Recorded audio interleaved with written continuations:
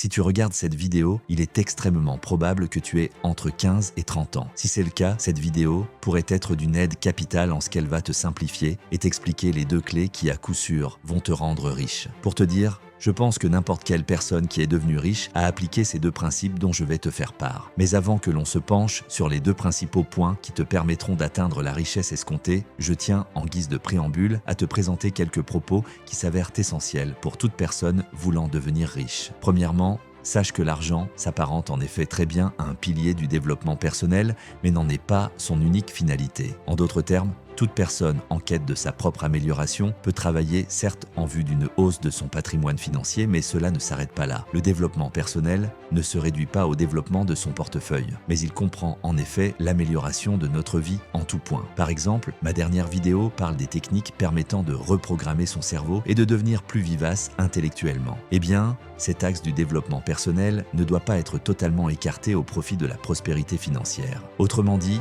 oui à l'argent en tant que priorité, mais non à la fortune en tant que priorité absolue au détriment des autres. Cette citation rejoint alors mon second propos liminaire qui est que le matérialisme lasse plus vite qu'on ne le pense. À vrai dire, l'argent ne fait pas le bonheur, mais il peut contribuer à notre malheur. Plus précisément, la richesse ne comblera jamais de pleine satisfaction le fortuné, mais laissera toujours penser aux plus précaires quelle est la cause de tous ces problèmes. C'est pour cette raison que pour toute personne qui entreprend sérieusement de gagner de l'argent, il est impératif de ne pas vivre pour les grosses sommes au détriment de tout le reste. Car même si la richesse escomptée est atteinte, ce n'est qu'un sentiment de grand vide et d'insatisfaction qui vient par la suite. C'est pour cela que l'argent ne doit jamais être le seul pilier de ton développement personnel, mais par contre peut très bien en être un pivot parmi d'autres. Enfin, dernier propos liminaire, l'argent ne change pas une personne. Nous avons tous des raisons d'être riches, souvent les mêmes d'ailleurs. La reconnaissance d'autrui, l'envie d'augmenter ses capacités de consommation à des fins récréatives, ou encore le désir plus abstrait de changer sa vie. Mais n'oublie jamais que l'argent ne change pas une personne, il ne fait qu'en exacerber ses traits. Un tiers généreux ne le sera que plus avec l'argent, ou encore un individu sportif pourra accentuer sa pratique grâce à la liberté financière. Cela permet alors de déduire 2 conséquences centrales. La première, rejoignant l'idée globale de cette longue introduction, ne croyez pas que l'argent vous changera une fois que vous serez libre financièrement, car l'argent nous réconforte justement dans nos croyances qui nous ont permis de l'avoir et nous permet en supplément de ne plus avoir à nous remettre grandement en question. Enfin, inscrivez sincèrement votre développement financier dans une perspective plus large d'amélioration de votre propre personne, à l'image de cette chaîne qui parle certes d'argent, mais d'autres sujets qui, cumulés, vous permettront, je l'espère, de devenir une meilleure personne. Cela dit, voici les 2 clés qui vous permettront à coup sûr de devenir riche. Dans un de ses derniers podcasts, le youtubeur Lohan Elvé a affirmé à juste titre que tout youtubeur qui se remet en question est voué à la réussite. Cette citation paraît osée, mais elle n'en est pas moins véridique. Effectivement, plus largement, n'importe quel individu qui remet en question son travail et la qualité de celui-ci ne pourra logiquement que s'améliorer et s'approcher des objectifs escomptés. Mais en prenant de la perspective, l'argent est disponible à tout individu ayant le bon mindset, la bonne mentalité. Cependant, ce terme de nos jours est utilisé par tellement de personnes et dans des contextes si nombreux que l'on perd la réelle définition du terme. Je vais donc vous expliciter quelles sont les notions et les composantes qui se frappent derrière ce terme en apparence creux de mindset. Pour faire court, le bon mindset, première clé de la réussite financière, se subdivise en 2 points cardinaux, rêver grand et être lucide. Dans un premier temps, concernant le fait de rêver grand, d'être ambitieux, n'ayez 0 limite dans votre esprit lorsqu'il s'agit de donner de grandes orientations à votre vie. Parce que le mindset de la réussite est le même que celui de la richesse, il ne faut s'enfermer dans aucune croyance limitante à notre propos concernant l'accessibilité de la richesse et donc croire que par notre travail, tout nous est accessible. Il faut que tu aies une croyance aveugle dans les résultats de ton travail et ton acharnement. Si tu veux 1, 10 ou 100 millions d'euros à terme, tu peux les avoir si tu t'en donnes les moyens. Pour te dire, tu dois arriver à un point où pour toi, par une simple équation rationnelle, mathématique, ton travail te mènera à la réussite financière. Pour t'illustrer l'importance de cette croyance en soi, prenons un exemple. Te rappelles-tu de la dernière fois que tu as accompli quelque chose dont tu as été extrêmement fier? Un premier exploit sportif à ton niveau ou encore une très belle réussite scolaire ou que sais-je? Eh bien, si tu te rappelles bien des semaines, mois, années précédant la réalisation de cette réussite, jamais un observateur extérieur et pleinement objectif n'aurait cru que tu y parviennes. Mais toi, Naïvement et plein d'ardeur, tu as cru en toi et dans les fruits de ton travail. Il s'agit donc d'appliquer cette même psychologie à ta réussite financière. De la même manière qu'un sportif chevronné sait sans aucune hésitation qu'il parviendra à une certaine performance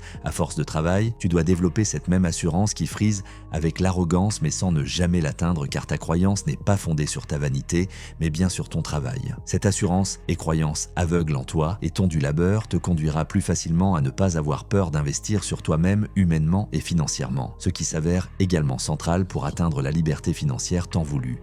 Concernant le mindset, le second axe concerne donc l'humilité et l'ego. Alors, il est vrai que vous parlez d'humilité juste après avoir fait l'éloge de l'assurance en son travail peut être paradoxal. Mais en fait, c'est parce que humilité et confiance absolue en soi ne s'opposent pas forcément, mais en plus doivent se montrer à des périodes différentes de votre développement financier. À vrai dire, comme je l'ai explicité précédemment, votre assurance à toute épreuve doit s'exprimer lorsqu'il en va de donner de grandes orientations à votre vie. En l'occurrence, il s'agit d'avoir comme objectif une somme d'argent bien supérieure à la moyenne en patrimoine. Là-dessus, tu dois avoir de l'ego et croire fermement en tes efforts, te penser supérieur aux autres. Cependant, dans ta chambre ou ton bureau, lorsque tu es seul, fais preuve d'humilité en lisant, apprenant de tous, admettant que tu as encore beaucoup à savoir. Et là, justement, si dans ces périodes de travail, de mise en pratique de ton objectif, tu ne fais pas preuve d'humilité et de clairvoyance, l'échec final t'attend assurément. En fait, comme vous pouvez le comprendre, on oppose souvent, dans la niche développement personnel, l'humilité et l'ego. Lorsque les uns scandent les valeurs de l'ego, d'autres font l'apologie de l'humilité au détriment de l'ego, alors que pour moi, tous deux,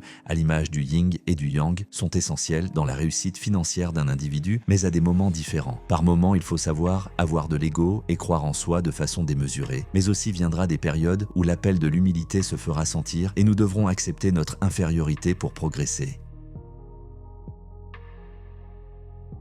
Un adage trivial, mais toujours bon à rappeler, que j'apprécie beaucoup d'ailleurs, affirme que c'est en forgeant que l'on devient forgeron. Vous l'aurez donc compris, c'est à force d'exécution continue que les résultats surgissent. Sans surprise, en complément du mindset, un second point tout aussi important garantira votre réussite financière. Il s'agit du travail et de l'exécution. Pour réussir financièrement, il faut passer par cette période à la durée indéterminée, la rendant aussi désagréable par ailleurs, où nous allons travailler d'arrache-pied pour des résultats en apparence minimes. C'est cette période où le youtubeur en herbe va produire d'innombrables vidéos qui ne seront pas ou peu monétisées. Ce sont ces mois où ton site internet ne traduira aucune vente malgré les mois de travail. C'est ce temps où tes nuits blanches et tous tes sacrifices ne seront pas récompensés matériellement. Et en fait, c'est parce que cette période s'apparente à une torture mentale et une certaine injustice que la plupart des gens abandonnent cet objectif de réussite financière. D'autant plus que par définition, durant ces mois de travaux acharnés, nous avons un sentiment de solitude car nous comprenons que personne d'autre que nous va nous sauver. Ce temps de latence incertain entre nos efforts